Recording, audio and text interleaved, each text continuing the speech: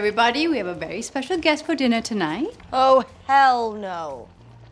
As he stood in his sworn enemy's kitchen awaiting the pity dinner to come, Ben's embarrassment had reached a fever pitch. How can you be so rude to that boy? Because he sucks? It's bad enough that I have to see him every day at school. Now we're just letting him into our home? So, Ben, what are your hobbies and interests? Well, I really am a model. That young man is a human being and he's very sad. Do you know he cried in my office today? So many tears, I had to wipe down the chair after he. That's not my problem. We just had the vents cleaned. He's going through a very hard time with his family and his girlfriend, and he had one of the nastiest pimples I've ever seen in my career. Oops! Dropped my pen.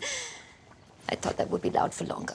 Nice and smart, and he could never buy drugs because he looks like a narc. At least she said nice and smart. She also called me a narc. You should be proud of that. The police won't work with just anyone.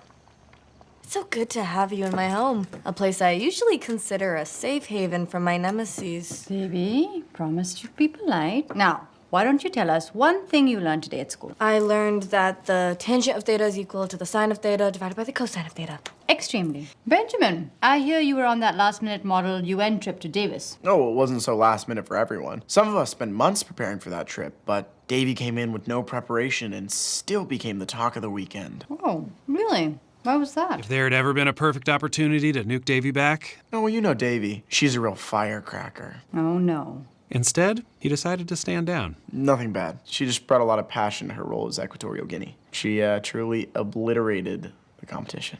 Davy, sounds like you're quite a little diplomat. Good for you. You know, when I was at school, my only extracurricular activity was bathing my senile grandmother. She fought me every time.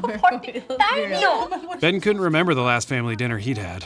And even though this family dinner featured humiliation, bickering, threats, and food that was far too spicy, it was still a family dinner. And that was pretty cool.